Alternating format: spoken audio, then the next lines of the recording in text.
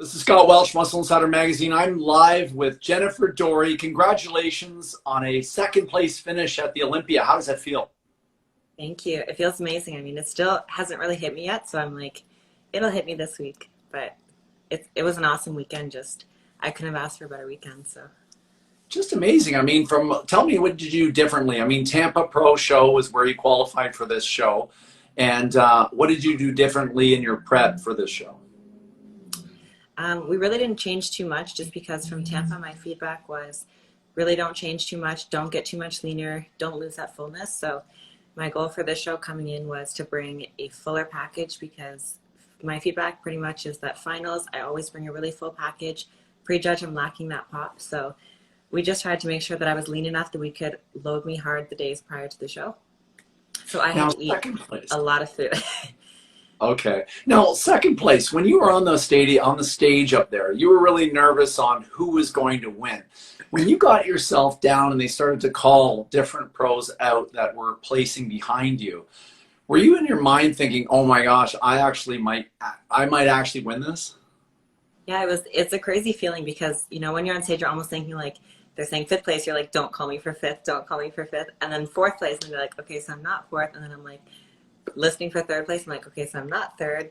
And then knowing that it was top two between me and Janet, I kind of had assumed that that's what it would be based on the prejudging the final call out, because we had been splitting center. And when we were up there, it was just an incredible feeling. I'm so happy for Janet, because she's worked so hard. She's been so close so many times, and she deserved it. So it was a great feeling to be up there. Now, looking at this, I mean, last year you were fifth. Let's see, I have fifth here, and this is your third time because you were in 2018. You were 10th. So you've moved 10th, 5th, 2nd. Now with 5th, I mean, what did you do differently throughout the whole year? Because you obviously changed your physique from last year to this year with some improvements. Yeah, so looking back on Olympia last year, I mean, at the time, I think that was my 100% best package and my absolute best to date then. And, just when you think you can't get better, you kind of level up and you do get better. So I just felt I needed to bring a little bit more fullness and pop to my physique there. Just from a presentation point of view, I needed to improve a little bit more. My overall look, my suit color changed a little bit. My tan needed to be better and darker. So little things like that, focusing on the overall presentation for bikini is so, so important. So posing was a really big focus for me. Getting my tan right. This was the first show that I was told my tan was perfect. It was finally dark enough. So getting the proper tan, getting that posing and confidence on stage, which is still something that I need to work on. And just bringing a full enough package. So I really had to make sure that I ate a lot of food. My coach was just constantly feeding me for the 5 days leading up to the show, so I would stay full enough. Because usually the last 2 days I tend to drop a lot of weight just from stress and nerves, I think. And that usually is like my biggest downfall, because I come in flat. So we just knew we had to bring it a full package, nice balance, and just like little improvements, like my upper outer glutes I wanted to improve on, bringing my waist as tight as possible, bringing up my shoulders a little bit, just so I'm balanced top to bottom. Now, what are some of the exercises that are your favorites for doing just that? Because obviously a lot of people see the videos that you do with the different super giant sets and things that you do. Yeah. What were some of the exercises you'd say for glute building for women out there that you think are the best, say the top 3? Yeah, so for me, for specifically like that upper outer glute, where you're going to see that shelf look in your back pose, in your front pose, and as you're turning, anything abductions, seated on the machine, standing cable hip abductions, side lying hip raises are awesome. Curtsy lunges are really great for that, or doing a lateral lunge with a dumbbell or a barbell is great.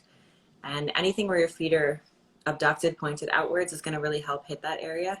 It depends on the person what you feel the best, but I would definitely say lateral lunge, curtsy lunges, and abductions, cables, bands, machines, anything you can do. In a previous interview I saw in Muscle and Fitness on you, you talked about digestive problems that you have with certain foods that are quite common in the industry, like avocado and things like that. Yes. What are some of the foods that you find for you do not digest well? Me personally, I find sweet potatoes, avocados don't really digest that well. I tend to bloat from those. So when it comes to close to the show and loading, I really try and stick to easy to digest food. So my food for the week pretty much just looked like ground chicken breast, jasmine rice, coconut oil, and salt. And that's what works for me. So that's what I stick to. I don't really like to play around with different foods close to show. And I usually do cut out my veggies a few days before the show just to reduce volume in my stomach and any bloating that might be coming along with the fiber from veggies. Because I had a lot of people asking me, I was posting my meals prior to the show, and people were like, do you not eat any veggies? And I was like, usually I do, just usually like 2 or 3 days out, I'll reduce or cut them out. Yeah. Now, in a previous interview, you talked about Angelica Textera was somebody who you saw backstage and you sort of looked up, got inspired by her. What did it feel like this show to actually beat Angelica Textera? I don't want to say good because I love her, but Of course, yeah. it definitely was a good feeling. I mean, when you look up to people for so long from the beginning of your journey and then you get to stand on stage next to them, that in itself is an incredible feeling.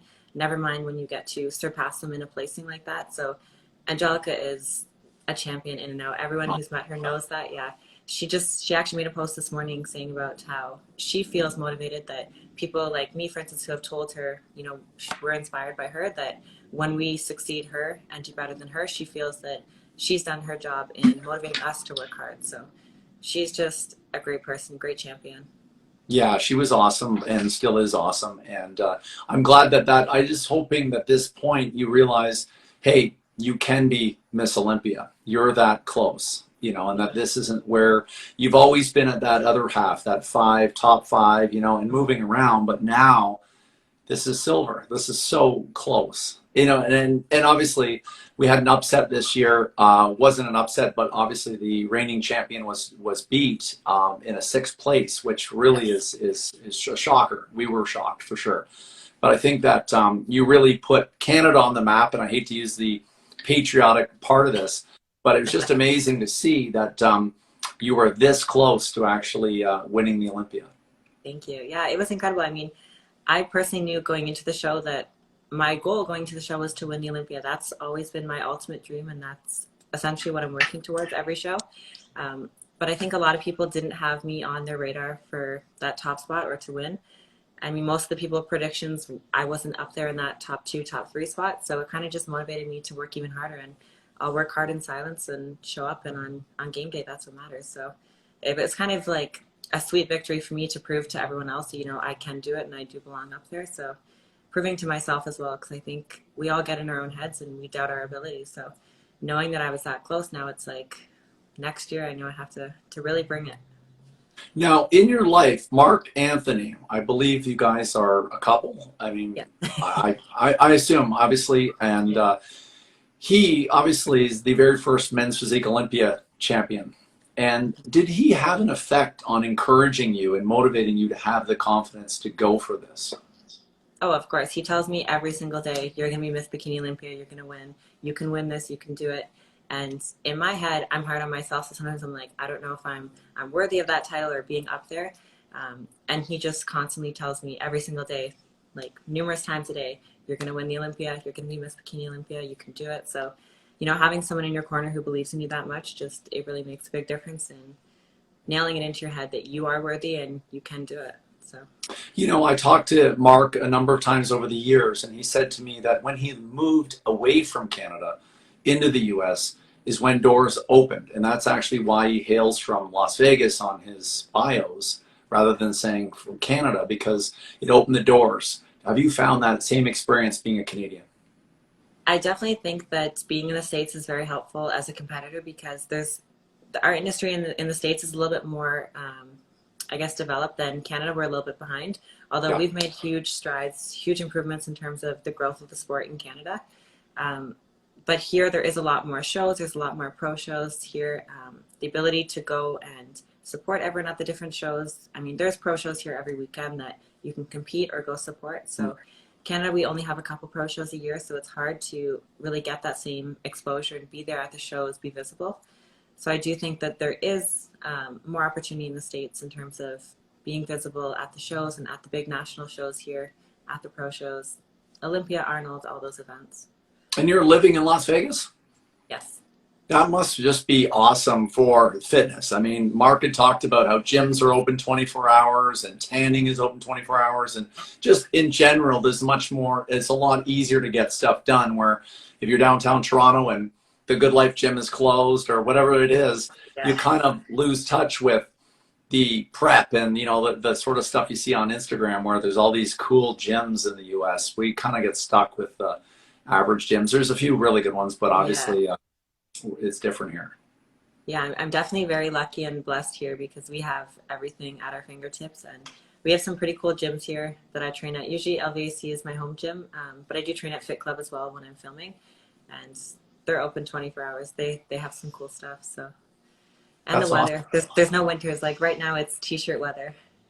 Okay. Now, you know what? All the things that I saw on you talked about your contest history as a pro. But for those people who are out there and they're competing in the CPA and the sort of tier system, what was your march up to the pro ranks like? What was your first show that you did and sort of how did you turn pro? Like how long did it take, etc.? Yeah, so my first show was actually 2015. I had just turned 18, and at the time there was no teen category, so I had to wait until I was 18 to compete.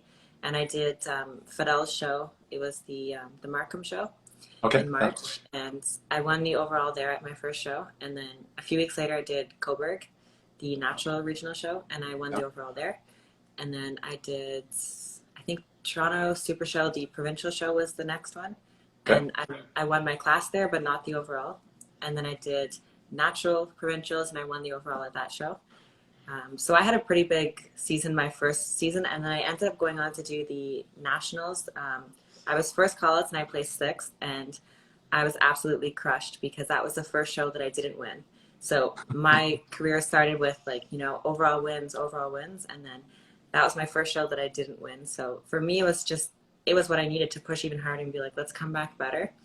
And I wanted to come back and step on stage that I would be the clear winner. So took a year off, went back for nationals.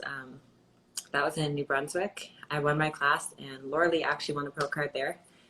So I was close, but I didn't get the pro card. I took another year off and did nationals in Laval in Quebec. And my goal, I told my coach at the time, I wanted to step on stage and just be unanimous that they see me and say, we don't even need to see anyone else. She is the clear-cut winner. She's deserving of the pro card.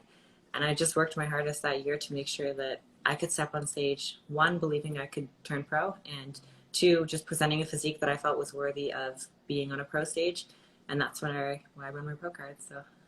And here you are, second in the world. Now, in terms of Canadian history, we have Bumstead was the first men's classic physique. Mark Anthony was the first Canadian Olympia winner in terms of being the men's physique. And then we just had Missy Truscott took fitness. So we have 3 Olympia titles in Canadian history. How do you think you could do 2021 being the only Canadian that's ever won the Olympia in bikini? You're giving me chills right now. That's my goal. So. That's historic. That's Yeah, historic. I mean, in the men's open, can we ever see somebody win that? I mean, it's going to be hard to do with Rami. And then 212, obviously there might be some people coming up, but it's all on you now for bikini. I mean, those are big shoes to fill, but that's my ultimate goal, my ultimate dream that I'm working towards every single day. The work doesn't stop. Even now, I'm back to it. So, game plan with my coach. What do I need to improve on for next year? And I think it really just comes down to me believing in myself, and when I step on stage, showcasing that I believe in myself. Because Janet steps on stage, and she stepped on stage like her stage presence was just incredible. She was beautiful. She knows it. She knew she could win. Whereas for me, I almost didn't have that belief in myself, and I think it showed through on stage with the presentation between the two of us. So my physique, I know, is worthy of winning. It just has to come from myself with the confidence on stage. So that's my focus for 2021. My goal is to do the Arnold and hopefully win the Arnold and then win the Olympia. So it's 2 shows. It's a big goal to say out loud. I think people thought I was crazy when I said I wanted to win the Olympia this year, because a lot of people were like, okay, so you're aiming for a top 5, top 3, top 4. And I said, no, I'm aiming for first place actually, but it's a big goal to say out loud. But if you don't say it out loud, then you're not really pushing yourself to your true limits, your true capacity. So my advice to you is do some foreign shows, because you can build a huge fan base overseas that you don't have. I really wanted to this year to do some international shows, but with the COVID restrictions, I couldn't. I wanted to. I would love to do Arnold Australia.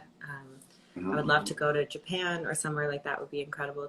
To get to visit the different culture and stuff would be amazing. So we'll see. Maybe I'll have Kai Green did that, and I saw his fan base just blow up. And then sponsorships obviously are more lucrative when you have a larger audience like that.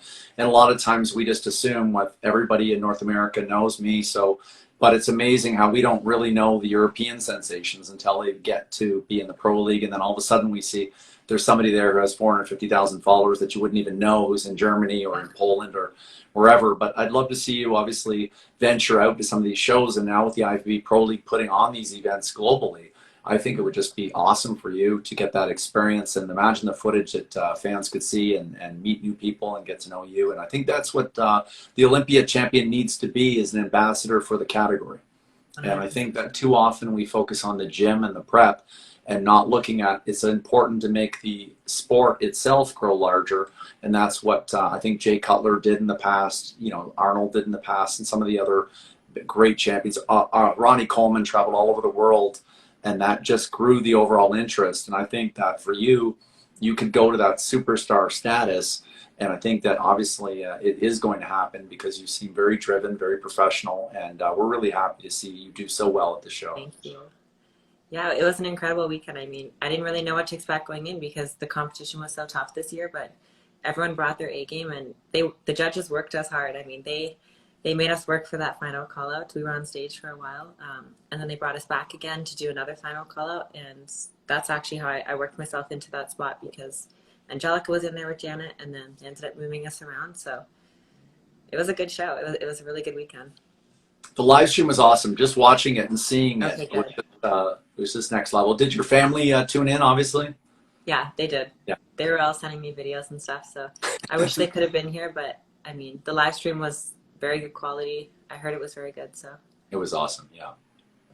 Well, listen, thanks so much for catching up with us. Sorry my voice is getting killed in interviewing different people, but we really appreciate Jennifer Dorie for taking the time here. Where can fans follow you, find out more about you?